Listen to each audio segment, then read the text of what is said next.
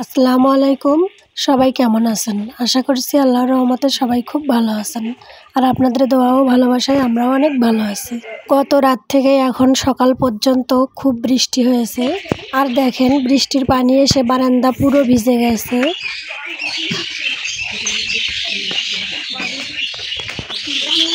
আর এই তো দেখেন আকাশটা কিন্তু এখনো পরিষ্কার নয়, অনেকটা অন্ধকার হয়ে আছে। জানি না আবারও বৃষ্টি হয়তো বা পড়বে। আর চলেন আমি আপনাদেরকে দেখিয়ে দেই আমার গতকালকের যে পাতাগুলো আমি শুকাতে দিয়েছিলাম সেগুলোর কি অবস্থা হয়েছে। এই তো দেখেন পুরা উঠান একেবারে বৃষ্টির পানিতে কি অবস্থা। কাল সারাদিন একবারের জন্য রোদ ওঠেনি, তাই তো সন্ধ্যার আগে আমি পাতাগুলো সবগুলো এক জায়গায় পালা করে রেখেছিলাম, নয়তো পাতাগুলো একেবারে কাদার সঙ্গে মিশে যেত। এই তো দেখেন যে পাতাগুলো মাটির সাথে লেগে আছে সেগুলো কিন্তু একেবারে কাদা দিয়ে মাখামাখি। তো কি আর করার, চলেন এখন আমি আমার কাজগুলো করি আর আপনারা আমার সাথেই থাকুন।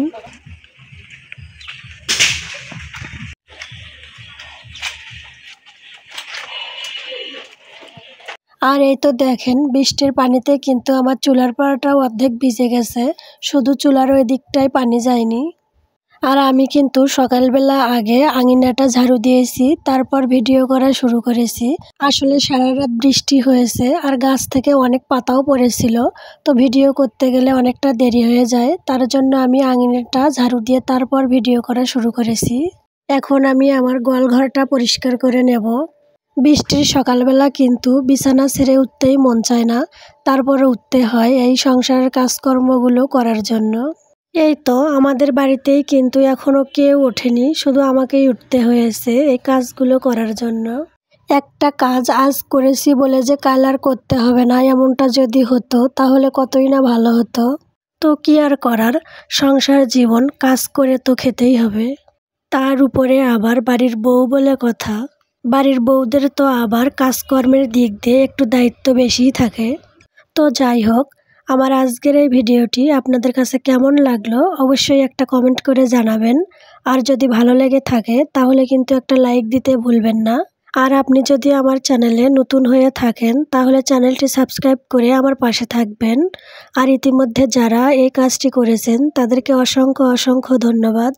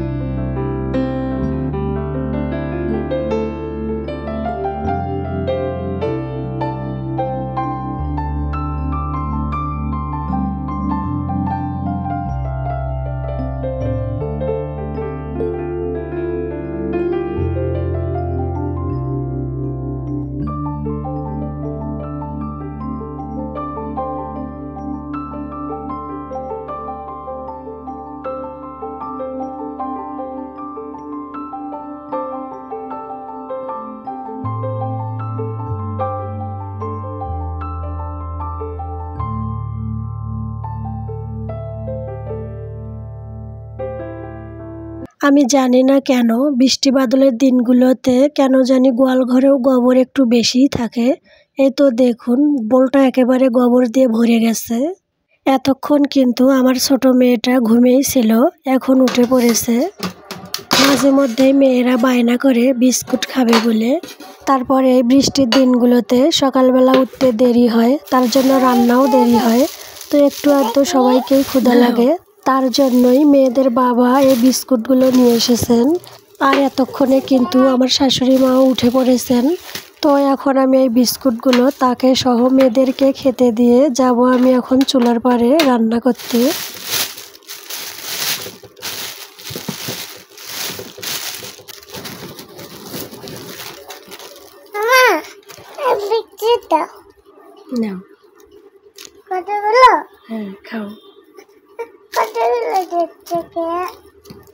এতগুলো খেতে পারবে না, খাও।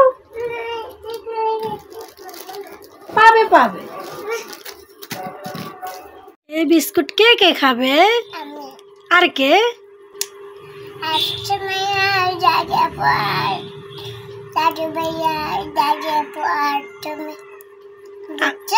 আর কে? তোমার সুমাইয়া হয়? কে হয়? কে হয়? তো এই তো আসলাম চুলার পাড়ে রান্না করতে। আজ রান্না করব খিচুড়ি। বৃষ্টির সকালবেলা খিচুড়ি না হলে কি হয়? তো তার জন্য এই তো আমি এখন চাল, মসুরের ডাল আর মাসকলাই এক জায়গায় করে ধুয়ে নিচ্ছি। এগুলো আমার ধুয়ে নেওয়া হয়ে গেলে এর মধ্যে আমি দুটো আলু কেটে দিয়েছি ছোট ছোট করে। তারপর এদিকে আবার আমি বেগুন আর পটল কেটে নিয়েছি ভাজি করার জন্য। তার সাথেই তো এখন আমি বাটা ঘষাটাও করে নিচ্ছি। বাটাবাটি শেষ করে তো এখন আমি কিছুটা পেঁয়াজ তেলে ভেজে নিচ্ছি। তারপর আরও কিছুটা কাঁচামরিচ দিয়ে দিলাম। তো এগুলো হালকা ভেজে নিয়ে এর মধ্যে বাটা মশলাগুলো দিয়ে একটুখানি ভেজে নেব।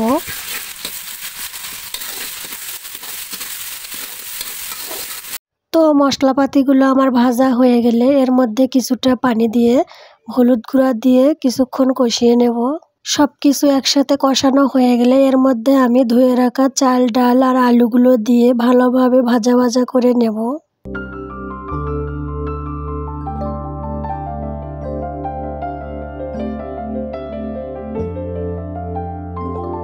এই তো দেখুন আমার চাল ডালগুলো ভাজা ভাজা হয়ে গেছে। এখন আমি এর মধ্যে গরম পানি দিয়ে দেব।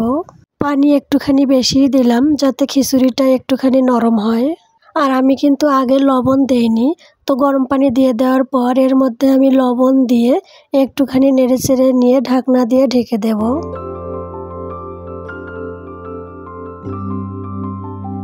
কিছুক্ষণ রান্না করে নেওয়ার পর ঢাকনা খুলে আমি কিছুটা নেড়েচেড়ে নেব।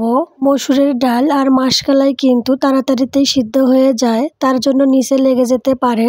আর তার জন্যই কিছুক্ষণ পর পর নাড়াচাড়া করে নেব যাতে নিচে না লেগে যায়।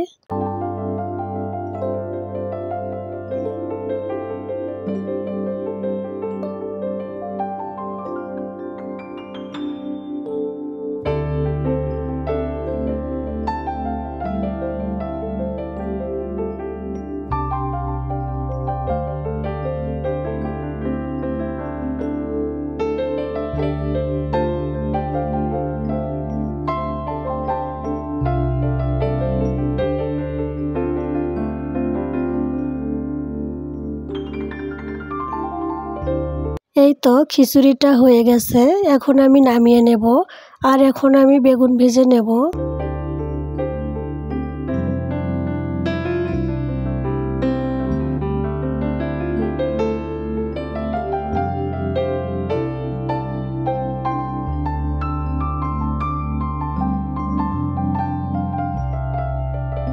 বেগুন ভাজি হওয়ার পর এখন আবার আমি পটলগুলো ভেজে নেব।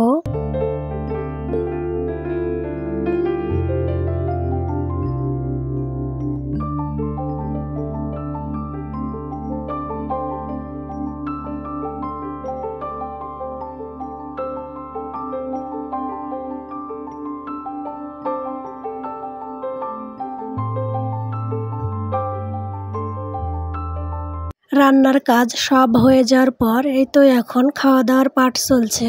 সবাই যে যার মতো খাওয়া দাওয়া করছে। আর এই প্লেটটা দেখছেন, এটা আমার মেয়েদের বাবার জন্য। আপনাদের দেখাবো বলে একটু সাজুগুজু করে নিয়ে আসলাম। কেমন হয়েছে বলবেন কিন্তু। তো আমরা এখন খাওয়া দাওয়া করব, আর আপনাদেরও কিন্তু দাওয়াত রইল। আর খাওয়া দাওয়া শেষ করে আমি কিন্তু আপনাদেরকে এক জায়গায় ঘুরতে নিয়ে যাব।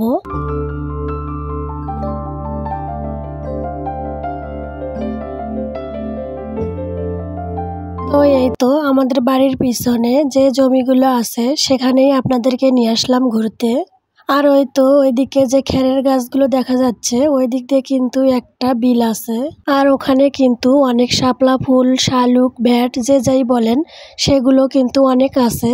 তো এসেছিলাম ওগুলোই তুলতে, কিন্তু পানি দেখে আর সাহস করে নামলাম না। এখানে সবগুলো জমিতে কিন্তু ধান চাষ করা হয়েছে, তবে পানিতে কোনো কোনো ধান গাছ একেবারে ডুবে গেছে। তো ভিডিওটা আর বড় করব না, এখানেই শেষ করে বিদায় নিচ্ছি আপনাদের কাছ থেকে। দেখা হবে নতুন একটা ভিডিওতে। তো সবাই ভালো থাকবেন, সুস্থ থাকবেন। আল্লাহ হাফেজ, আসসালামু আলাইকুম।